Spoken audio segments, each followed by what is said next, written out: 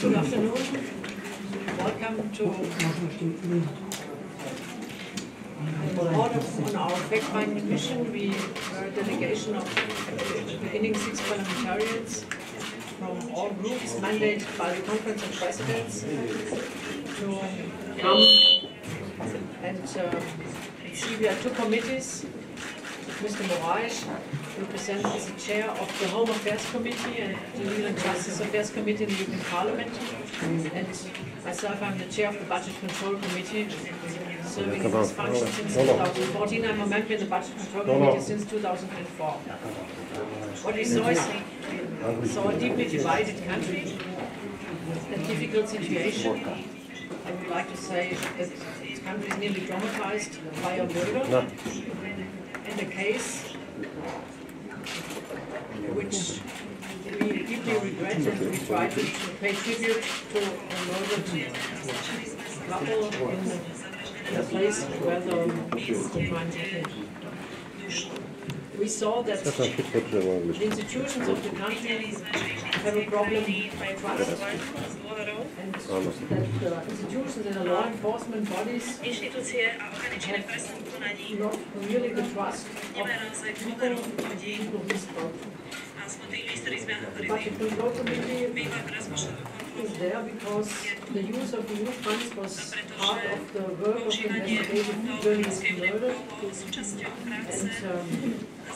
suspicion that misuse of EU funds or fraud could have been in line with the crime is something which has alerted us. The Budget Control Committee saw in the last years an improved management and control system for EU funds. We see that national organizations, national bodies try to cope with EU legislation. That's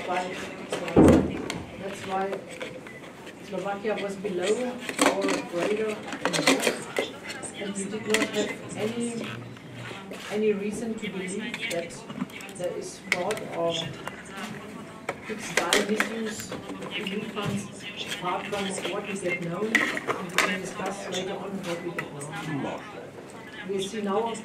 We are now in a right situation. We try to speak to the police, we try to speak to the general prosecutors, we spoke to the National Court of Auditors, we spoke to all people where we thought indications could be given, and of course money laundering or corruption is our subject as well.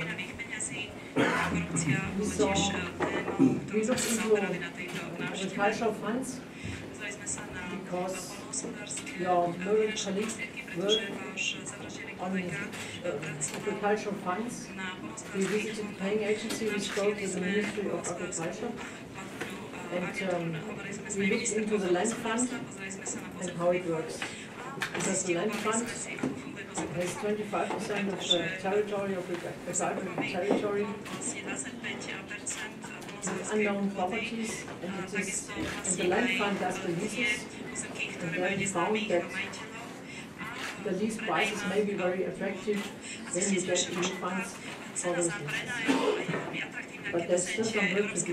We saw structural funds problems with the paying agency, which is the agricultural paying agency as well. And there we will have to do some follow-up. We were aware of the problems of the paying agency with structural funds, and these problems were reported to the Commission, and these problems were also in the documents we normally consult and assess when we try to look into the country's problems. I do not want to hide you that there are quite unusual things we saw, and I would like and recommend to the government to look into those allegations of proximity to organized crime, and I would like to welcome that the assistant and the persons who were in line with those allegations, that they have resigned, and hopefully it's not only a temporary resignation, but a resignation which will last. We have some follow-up to do. I would like to recommend to the Commission to redo the annual anti-corruption report, which touches member states but in the EU institutions as well. We have to do a follow-up in the committee on the land fund and the lease of land. We will have to do a follow-up on the structural funds and the way projects are chosen, because I would like to underline what we need is an open access to EU funds, to EU money, beyond political affiliation. EU funds cannot be a reward for political affiliation. Of course, we will have to check the promotion of EU funds. Your colleagues told us that media get those promotion for EU funds are always targeted, and it may be much more attractive for the media owner to get those funds. In my view, it is not in line with our policy to make the rich ones richer and more powerful with those funds, and we will have to check the situation on Slovakia. At least every 6 months, this means that we will work on Slovakia. When you have forgotten that we're here, we will still work on that. And take it as a threat, take it as an announcement, but we will do so. We need to check if asset confiscation rules, national asset confiscation rules are sufficiently tight. This will be one of the follow-ups. And we will need to check if we should do a harmonized European legislation, which we will do together. So, my name is Claude Moraes. I'm with Mrs. Gressler. I'm co-chair of the delegation. I'm going to make a short introduction and we will take any questions that you have. It's a joint delegation because we have two committees which were sent, as Mrs. Gressler said, from the European Parliament very quickly, organised very quickly by the Parliament to visit Slovakia.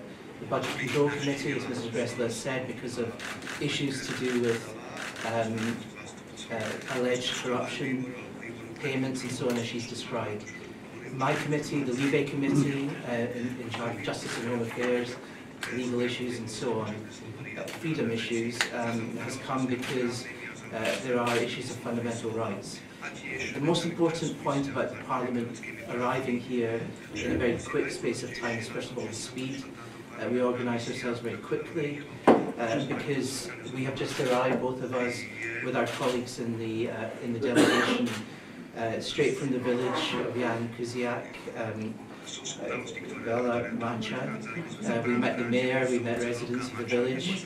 They're in deep shock. I'm sure many of you are, as journalists, friends, colleagues, fellow journalists of Jan Kuciak. And we were very moved. I think we were very moved by the situation there. But in the preceding 2 days, we have had what I would describe as a very extensive programme.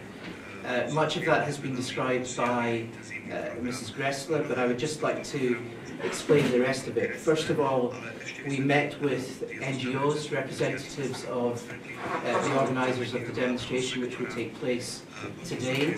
We met with journalists, including the key journalists who were involved in the various titles which are relevant to the murder. We met with various members of government, including the Prime Minister and Interior Minister, and we met with all of the ministers and officials to do with the various ministries of justice and other arms. The key point I would like to get across, in addition to the points that Mrs. Gressler has made, is that our task in terms of coming here was to understand whether the murder threw into sharp relief or put emphasis on deeper issues of trust with the Slovakian people and institutions of government, particularly in relation to justice, in relation to alleged corruption, including any state corruption, and whether this lack of trust was in some way endemic. I think the impression we got, and I'll finish on this point, the general impression that we have had during the visit is that there are some serious issues of trust and perception to be addressed. There are clearly some immediate issues to be addressed within government. These are well known and in the public domain. Our task next week is to take our facts and what we have found to the European Parliament. There will be a debate in the Parliament next week, but we will prepare a report from our two committees, and that will be prepared for next week. So that is the introduction from both of us, and we're happy to take any questions that you may have. Please introduce yourself while putting the question. Dobrý deň. Ja by som sa rád opýtal, aké sú vaše odporúčania, čo ste odporúčili jednotlivým ľuďom, ktorých ste navštívili dnes, či trváte na nejakých lehotách a za akým pocitom odchádzate do Slovenska. Ďakujem.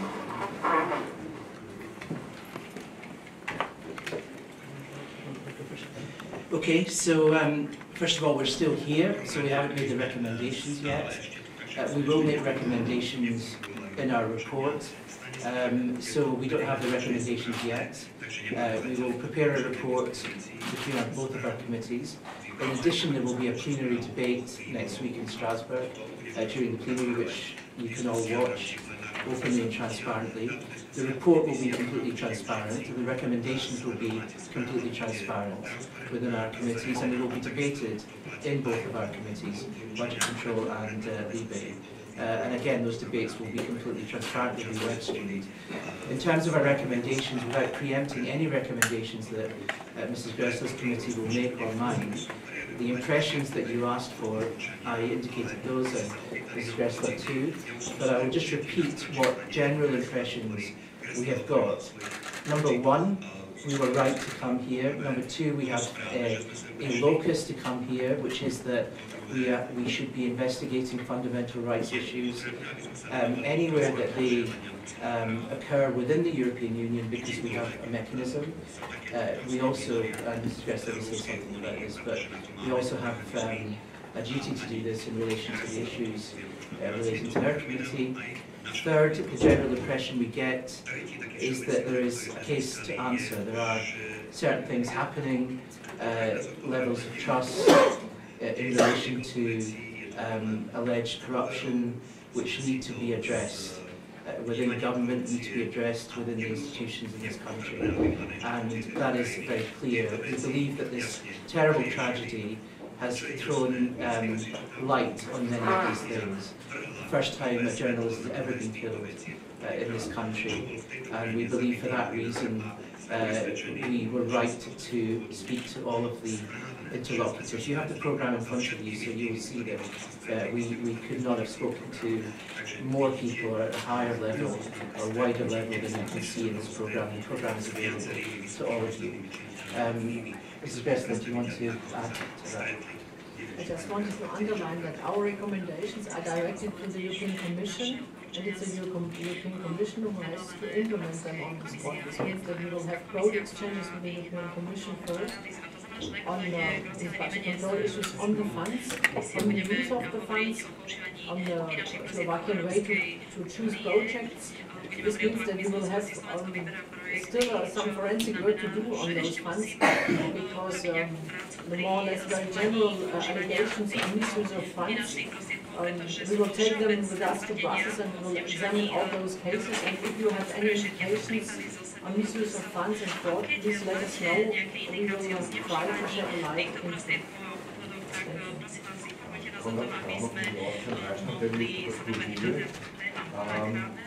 talking to the journalists and experts gives me the impression that everyone has known for years about the misuse of EU funds in agriculture, specifically in organic agriculture.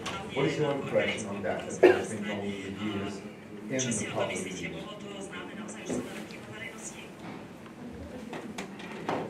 We have. I'm not sure if everybody has known it for years, and the real illegal part, I think, that's why we will look into that. It is not, it is rural development, it's the second pillar, it is not the first pillar, it's not direct payments. That's why we really need to know what we're talking about. We spend a lot of time in assessing the procedures of the first pillar. We will continue to assess the pillars of the problems of the second pillar. We were very well aware of these problems. We have a very high error rate of 6.7%, which is quite unusual. We were aware of that. We are aware of a number of irregularities in the structural funds. In fraud cases, what the authorities report to Brussels, Slovakia was in 2016 the #1 country of the whole EU. But when it comes to follow-up, to judicial follow-up, to follow-up inquiries by police, there we have a very low rate. The question is, where's the problem? Is the problem the authorities which are more keen to tick the boxes of fraud? Or do we have a real problem of the law enforcement authorities which do not follow up?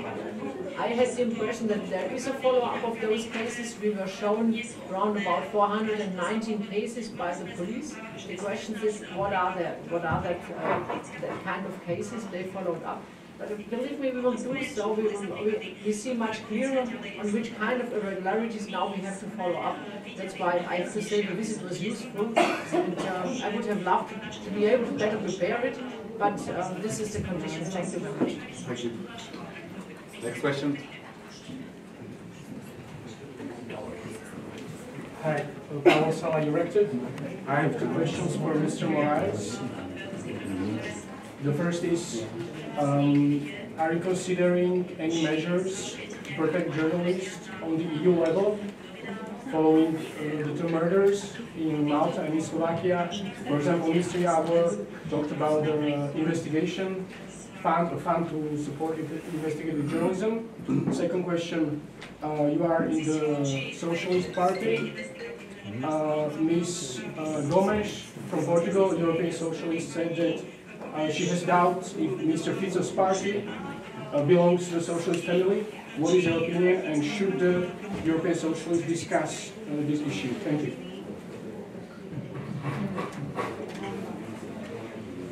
So the German press is disappearing. But thank you for those excellent questions. First of all, on the question of journalist protection, this is a priority for us. Thank you for the connection to Malta. First of all, we met with a wide variety of journalists, including those most relevant to what is happening at the moment.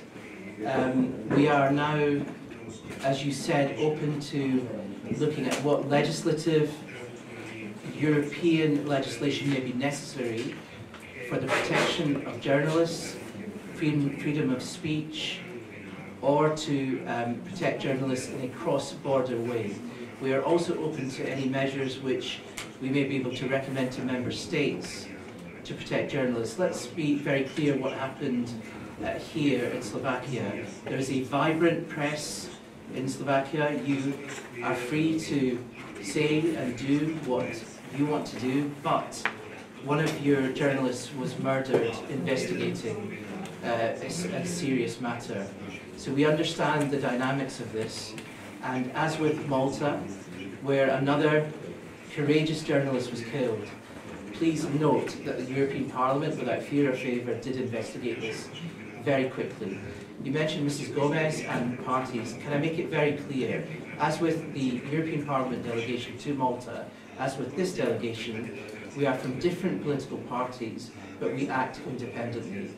Mrs. Gomez chaired the PANA committee to Malta, but she acted independently, not as an S&D chair. And as a co-chair, I act independently. Therefore, we investigate as independent members of the European Parliament when we arrive. Can I recommend to you that that is a very strong recommendation for how the European Parliament works. And if you don't see that today, then you should have seen it in our Malta visit.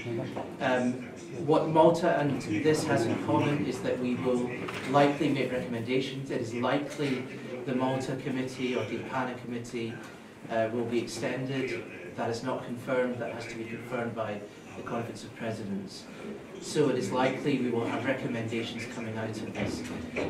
Further than recommendations, we should publicise the protection of journalists so that there is no chilling effect on journalism as the result of investigating, particularly, I think Mrs.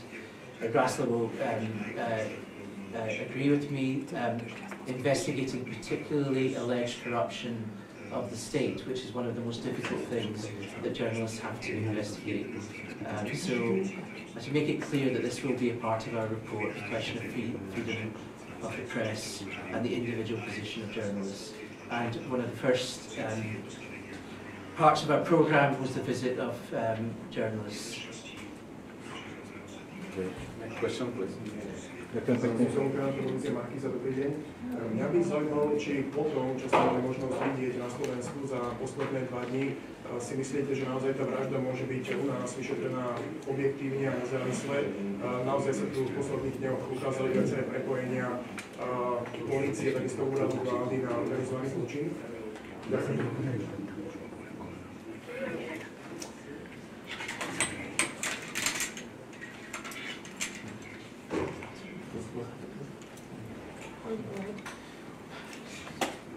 Both of us can try and answer this.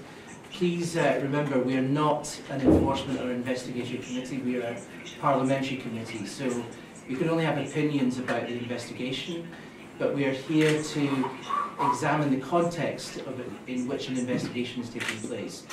And we'd like you to note, and Mrs. Gressler can also add to this, expand on this, we did meet with enforcement authorities, so we met with all the police authorities, with the judicial authorities here in Slovakia, and we did make very clear that we wished the investigation to be as comprehensive and as objective as possible. One very important element of this, which I could say was one recommendation from my committee, from the whole of the delegation, was that we did recommend a joint investigation team with Europol. Currently Europol, obviously an agency of the EU, is assisting Slovakia in this investigation. We have recommended that there is in fact a joint investigation team that would give, under Article 5, that would give Europol access to all the documents. It would give a further objective and transparent element to the investigation. Other elements of the investigation, remember, are to do with Slovakia.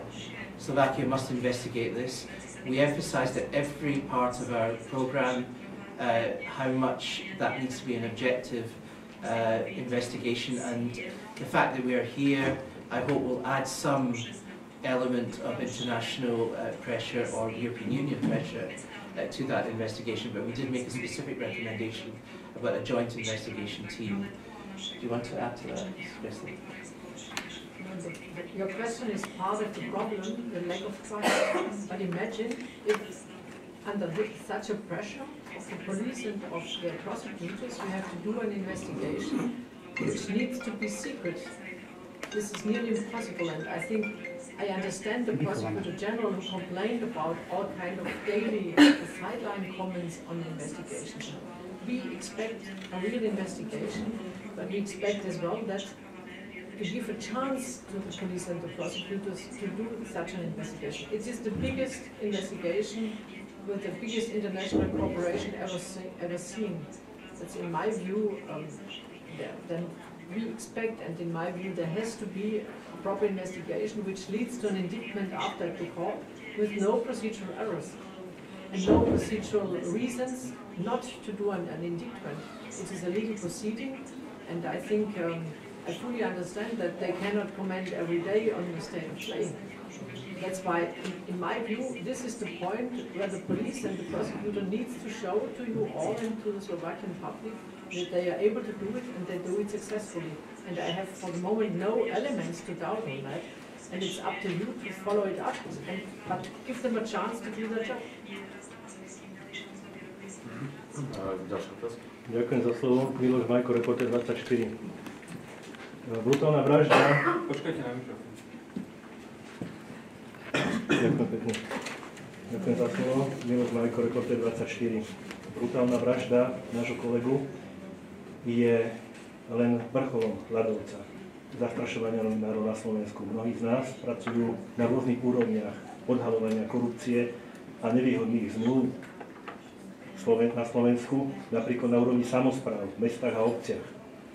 Máte záujem nejakým spôsobom pomôcť pri objasňovaní zastrašovania týchto novinárov? Ak áno, mám pre vás prípad, kedy pred necelými 2 rokmi bolo podpálené auto, mne konkrétne, za svoju prácu a do dnešného dňa polícia prípadne vyšetrila, respektíve nevyšetrila objednávateľa, pretože to nepovažovala za vhodné. Ďakujem pekne.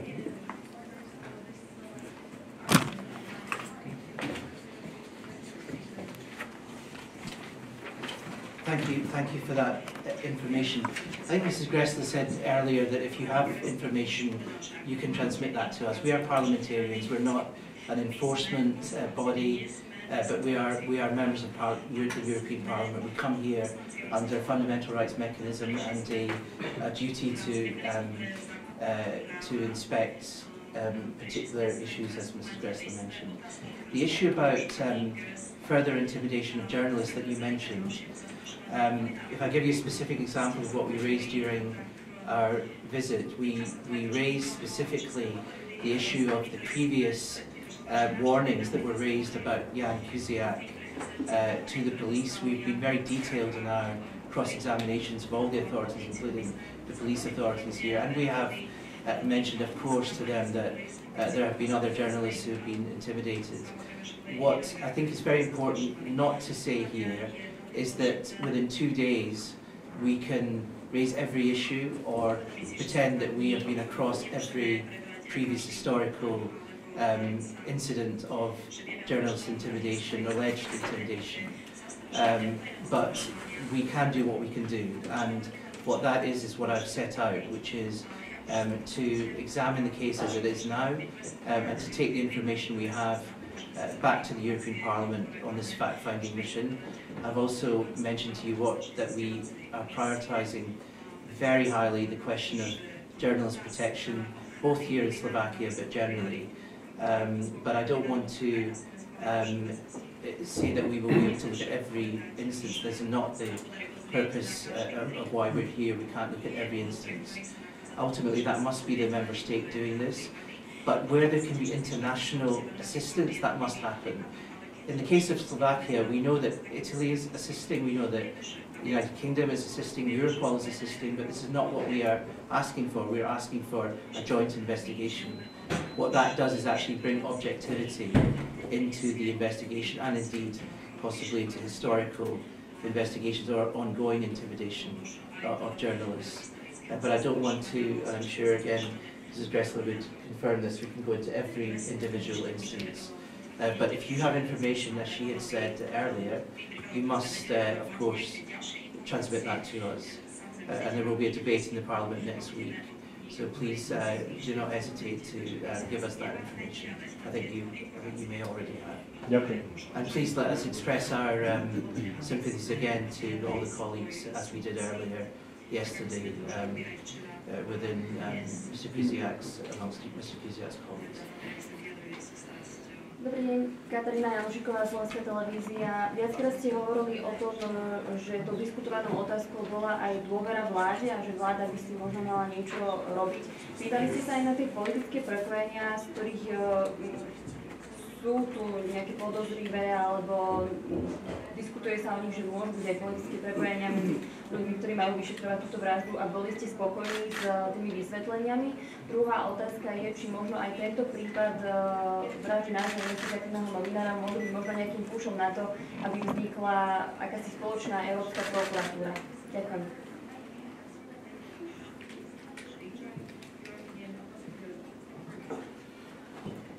Yes, we did, and we got answers. And I'm sure for some of our interlocutors, we will not be the most favorite interlocutors in the future, I'm sure.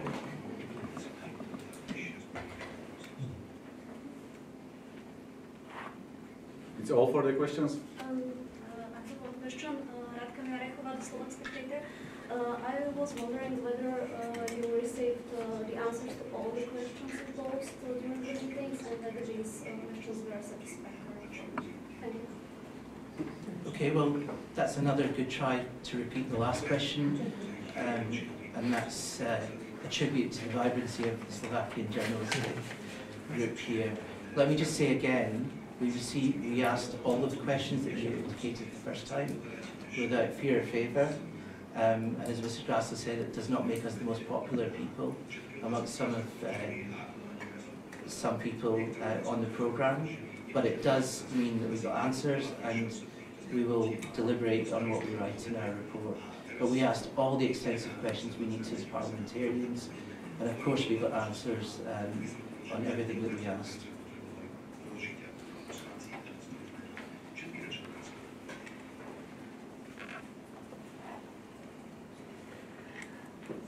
No question anymore? You?